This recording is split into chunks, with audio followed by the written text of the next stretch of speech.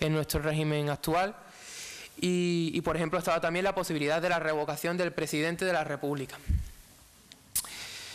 Bien, es cierto también que lo de la posibilidad de la revocación del presidente de la República es una simple sustitución del poder de veto que anteriormente se le había atribuido al monarca. Ya eso no tenía sentido porque no había monarca en España. Aún así, hay que repetir y no hay que olvidar que la Constitución española de 1931 es prácticamente un calco de la Constitución alemana de 1918, que es la Constitución de Weimar, que es una constitución que, como la republicana, tuvo un fin muy trágico, porque a pesar de ser una constitución muy avanzada socialmente y que parte de la experiencia golpista y de la experiencia de la guerra, no va a ser capaz ni la primera de contener el avance del nacionalsocialismo en Alemania, ni la segunda de contener el avance del fascismo español, que sin duda alguna tenía un enlace con el extranjero que es evidente. La Constitución española, entonces, tenemos que entenderla como un elemento, o así lo hemos tomado nosotros, como un elemento de análisis para presentar lo que viene a ser la dirección burguesa de la Segunda República, a pesar de que fue promovida y fue conseguida, fue alcanzada, fue conquistada por aquella alianza de la que venía hablando antes entre pequeña burguesía y clase obrera. ¿Por qué se puede ver explícitamente en la Constitución del 31 esta dirección burguesa o esta hegemonía burguesa en aquel régimen que incluso hoy nos parece muy avanzado y muy exaltado? ¿A algunos les parece? Pues se puede ver en que muchas de las cláusulas constitucionales de vital importancia para la calidad de vida de la población se remitía su desarrollo a futuras normas. Esto hasta ese punto no presenta ningún problema. El problema viene cuando no se llegan a elaborar esas futuras normas de desarrollo. Eso sucede con el referéndum, con la regulación del referéndum y de su garantía, o eso sucede también, por ejemplo, con la expropiación forzosa y con la nacionalización. Es verdad que hay cláusulas en la Constitución que hablan de la nacionalización, y esto nos parecía, sobre todo entonces, un elemento que estaba acercándose al fenómeno del comunismo y a ese fantasma siempre presente, pero lo cierto es que la expropiación forzosa y la nacionalización son inventos liberales, son los mismos inventos que los liberales, los burgueses en su revolución habían puesto en práctica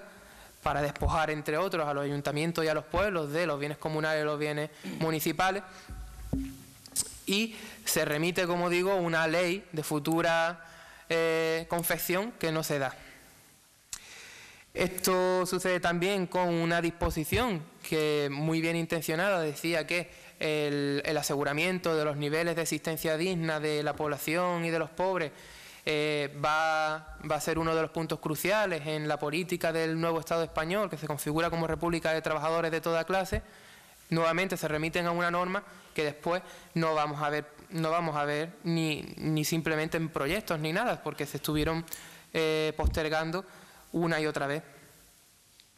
Y después la otra crítica que se puede hacer, o que por lo menos nos deja vislumbrar esa naturaleza burguesa de la Constitución, es que, tomando como ejemplo a la Constitución de Weimar, a la alemana, los elementos no más revolucionarios, porque Alemania era un régimen democrático liberal como hoy lo concebimos, sino aquellos elementos en los que se atisbaba una especial sensibilidad o un especial interés por extender la democracia a los sectores de población más desfavorecidos, al campesinado, por ejemplo, pues esos elementos la Constitución española los elimina. Así, por ejemplo, vemos que están ausentes los consejos obreros de empresa, el Consejo Supremo del Trabajo, que era una jurisdicción propia, especial, las circunscripciones del trabajo, o por ejemplo ciertos mecanismos de participación de los campesinos y de la población campesina en la vida política. Así pues, en conclusión, lo que hay que tener claro es que es verdad que la Segunda República fue o inauguró un régimen político y social, no solo una forma de gobierno en la que se prescinde del monarca, sino un régimen político-social innovador respecto a la historia rancia de España, pero no respecto a Europa, en el que una burguesía, un sector de la burguesía no tan mayoritario, como después se vio durante el desarrollo de la guerra, una burguesía admiradora de los avances de la Europa occidental y que empieza a entender que la fuerza del movimiento obrero hace peligrar su propia posición de preeminencia, da el paso y establece un vínculo y una unión frente a aquel viejo bloque dominante formado por la burguesía agraria y especuladora y por otro lado la vieja aristocracia de toda la vida. Este elemento de avance que hoy en día también nos supone, se nos presenta con tintes revolucionarios incluso, lo cierto es que repercutió positivamente en la vida de los sectores de población más pobres, pero de una manera muy relativa. También sobre esto hay mucha mitología. De hecho, es merecedor de ser evocado aquí Blas Infante, el padre de la patria andaluza, que llegó a decir que a él le daba igual que le pegaran un tiro un guardia civil en nombre de la República o de la Corona, porque para colmo, dentro de la República, el hambre era 2 veces hambre, era hambre de pan y hambre además de esperanzas defraudadas. Ese sentimiento estaba latente,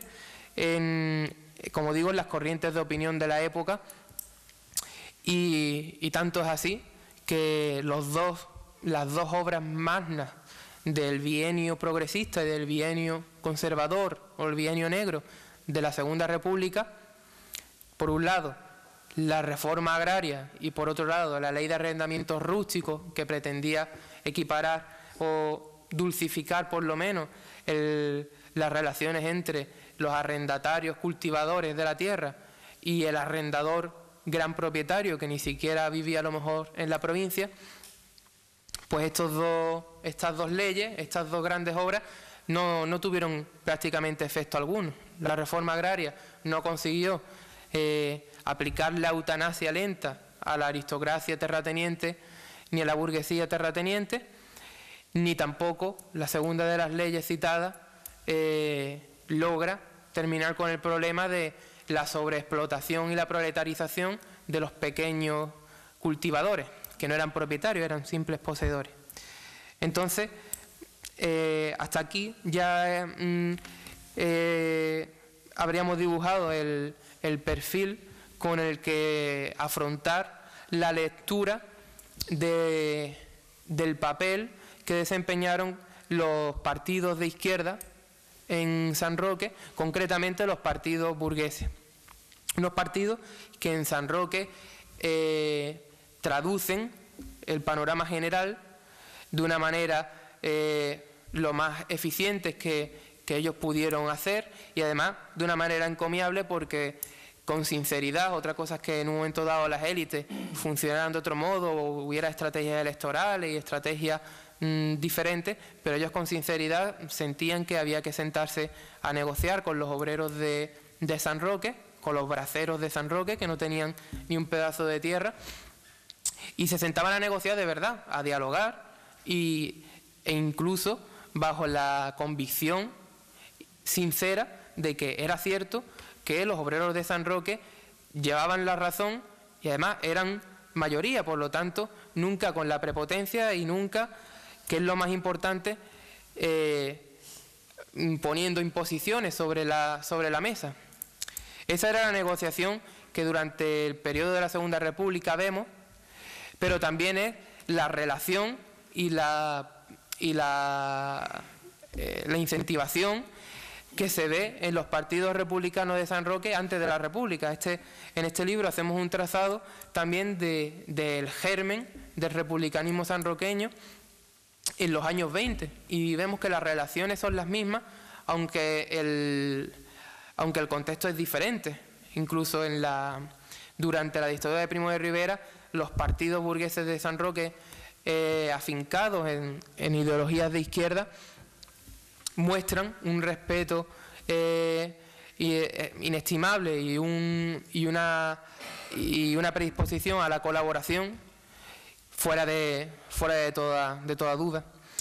Entonces, hasta aquí ya yo termino mis palabras para animar a la lectura y ahora le doy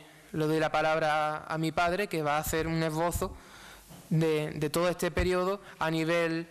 micro o a nivel microscópico, que sería ya concretamente haciendo alusiones a los pasajes, a las secuelas y a los episodios del San Roque de 1931 a 1936. Así que ya está por mi parte, nuevamente agradeceros la asistencia.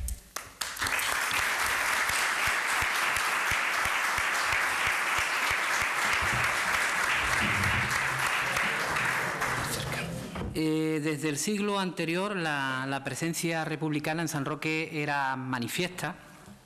Su máxima figura era Luis Ojeda Martín, que aparte de haber sido alcalde del Partido Progresista, fue diputado en 1893, en 1901 y senador en 1910. El primer periódico republicano, El Progreso, aglutinó a la burguesía liberal sanroqueña, contando también con un círculo republicano donde ya comenzaba a actuar un joven que sería una figura emblemática del republicanismo local, y yo diría que incluso comarcal, que era don Gabriel Arena y Díaz de Bustamante, un personaje muy querido en la ciudad, un maestro de escuela que ya figuraba como secretario de esa asociación del Círculo Republicano. La minoría republicana estaba muy consolidada en el ayuntamiento, hasta el punto de que se manifestó de manera muy ostensible con la visita del rey Alfonso XIII a la ciudad, manifestándose en el jefe de la minoría republicana, Leocadio Salas, que abandonaba una de las sesiones plenarias donde se trataba los pormenores de esa visita y del agasajo que se iba a producir al monarca. El movimiento republicano de izquierda contaba evidentemente con un foco muy importante en las barriadas, no solamente en el casco. Destacaba en Puente Mayorga, donde existía una asociación ya en 1911 que se llamaba la Fraternidad Republicana, que tuvo muchos enfrentamientos con la autoridad local. Pero fue en los años posteriores cuando el republicanismo comenzará su despegue. Antonio Galiardo y Gabriel Arena coinciden en la oposición municipal republicana de la minoría republicana al producirse el golpe de Primo de Rivera. Apartados del consistorio, también sufrirán la persecución por su condición de masones, un rasgo que hay que destacar, definirá a buena parte de los republicanos más destacados del municipio. Al producirse la alianza entre los burgueses de izquierda y los socialistas en San Roque, estos últimos con poco peso, bueno, en el estudio que decía Rubén estamos haciendo sobre el movimiento obrero, ya sí hablaremos más concretamente del Partido Socialista dentro de ese movimiento obrero, y bueno, ahora nos estamos refiriendo al republicanismo burgués. Será el Partido Republicano Autónomo, que lidera Gabriel Arena, el que llevará la voz cantante en las elecciones municipales del 12 de abril de 1931. La candidatura de republicanos y socialistas pondría todo su empeño en la victoria. Fue una campaña que, según hemos visto en los estudios, en las investigaciones que hemos hecho, fue una campaña increíble, porque celebraron mítines prácticamente todos los días en todos los puntos del municipio. Así los socialistas se dividían con los republicanos en cada punto para hablar. Hablaban en los teatros, en el Salón de Justo, que hablábamos hace muy poco con Pepín de las historias del cine de Justo, como lo conocíamos, el Salón Alameda. Ahí se celebraron muchos mítines. Bueno, uno muy célebre, el de Ángel Pestaña, cuando vino ya con su partido sindicalista configurado, cuando había dejado la CNT, y cómo hubo un incidente gravísimo en San Roque con la presencia de Ángel Pestaña ahí en el Salón Alameda. Y bueno, esa fue la gran oportunidad. La gran oportunidad fueron las elecciones del 12 de abril. Hoy precisamente se conmemora esa fecha, y el fruto fue una victoria absoluta. contra la candidatura, en aquel momento que estaba representada por antiguos monárquicos, conservadores, independientes,